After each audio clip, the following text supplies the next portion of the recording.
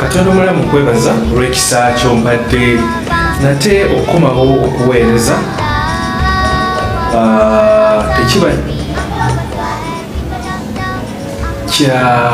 kyakwewaaniramu oba kwepanka, naye okkiririza mu ekyo ky'oli nti ompadde ekisa. Ekitiibwa n'ettendo kiba kikyo Mukama, kiera obusaanidde.